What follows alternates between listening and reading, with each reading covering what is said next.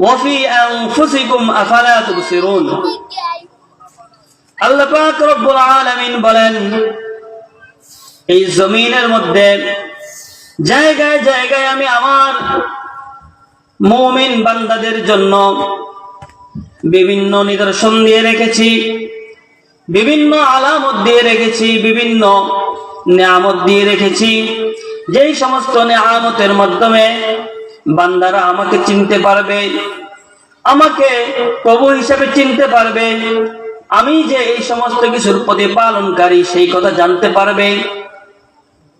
ওয়াফি আনফুসিকুম আফালা তুবসিরুন, আল্লাহ বলেন, ও মুমিন বান্দারা, শুধু এই জমিনের মধ্যে আমি নিদর্শন রাখি নাই। ও মুমিন বান্দারা, তোমরা যদি তোমাদের নিজেদের মধ্যে চিন্তা করো, নিজেদের শরীরের মধ্যে গবেষণা করো, নিজেদেরকে নিয়ে গবেষণা করো, তাহলে ও আমার মুমিন বান্দারা, তোমাদের নিজেদের মধ্যেই অসংখ্য অগণিত নিয়ামত রাজি দেখতে পারবে। আল্লাহ পাক আমাদের নিজেদের মধ্যে অনেক নিয়ামত দিয়েছেন, সেগুলো আসলে আমরা দেখি না। আল্লাহ বলেন, আফালা তুবসিরুন, তোমরা কি সেগুলো দান করেছেন? যে নিয়ামত গুলো আমরা ছাড়া আর কেউ পায় নাই, বিশেষ বিশেষ নিয়ামত দিয়ে আল্লাহ পাক রব্বুল আলামিন আমাদেরকে ভরপুর করে দিয়েছেন। সেই সমস্ত নিয়ামত কি? আল্লাহ পাক রব্বুল আলামিন এই পৃথিবীতে অসংখ্য মাখলুকাত সৃষ্টি করেছেন। আল্লাহ পাক রব্বুল আলামিন এই পৃথিবীতে অগণিত মাখলুকাত সৃষ্টি করেছেন। যেই রকম মানুষ সৃষ্টি করেছেন, সেই রকম জিন সৃষ্টি করেছেন, ফেরেশতা সৃষ্টি করেছেন, পশু পাখি লতা পাতা সৃষ্টি করেছেন। জমিনের মধ্যে যে রকম আল্লাহর মাখলুকাত রয়েছে, আসমানের মধ্যেও আল্লাহর মাখলুকাত রয়েছে।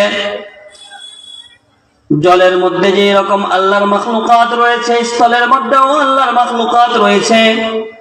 আকাশের মধ্যে আল্লাহর মাখলুকাত রয়েছে। জমিনের উপরে যে রকম আল্লাহর মাখলুকাত রয়েছে, জমিনের নিচেও আল্লাহর মাখলুকাত রয়েছে।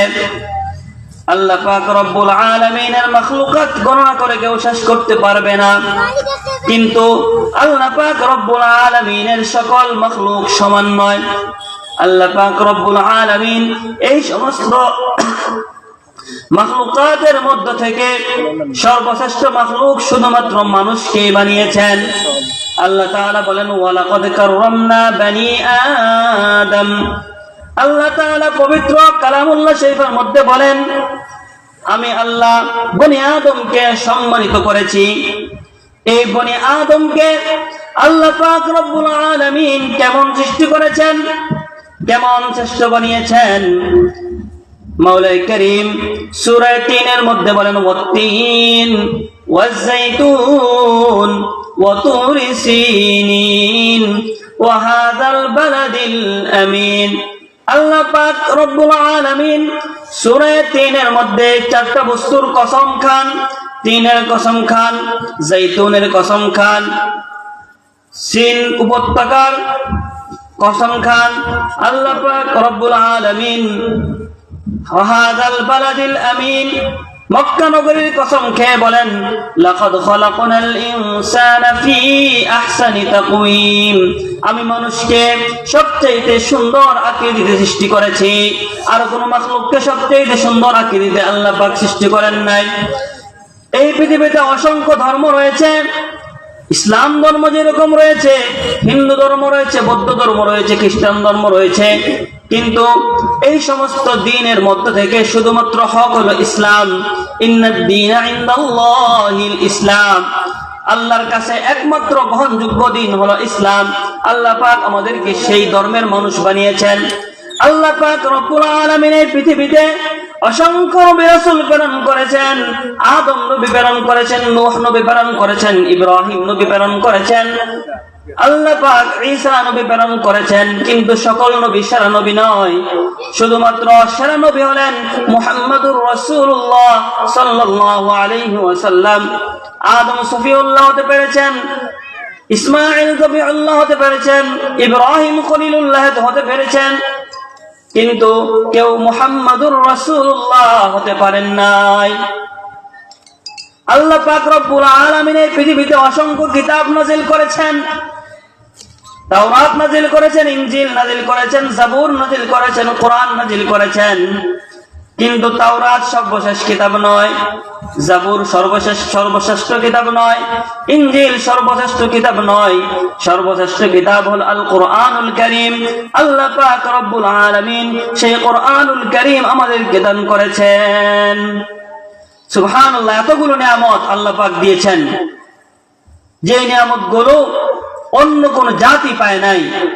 সেজন্য আল্লাহ কোরআনের মধ্যে ঘোষণা করে দিয়েছেন, কুনতুম খায়রা উম্মাতিন উখরিজাত লিন-নাস। আল্লাহ বলেন, তোমরাই হলে সর্বশ্রেষ্ঠ উম্মত। এই পৃথিবীতে যত উম্মত এসেছেন, সমস্ত উম্মতের মধ্য থেকে সর্বশ্রেষ্ঠ উম্মত হলে তোমরা উম্মতে মুহাম্মাদি। তো ভাই, আল্লাহ পাক রব্বুল আলামিন এরকম আমাদেরকে আরো অসংখ্য নিয়ামত রাজি দান করেছেন। সেগুলো নিয়ে আমরা ফিকির করতে হবে, চিন্তা গবেষণা করতে হবে। যদি ফিকির করি, চিন্তা গবেষণা করি, তাহলে দেখবো কি, ওয়া ইন তাউদ্দু নি'মাতাল্লাহি লা তুহসুহা।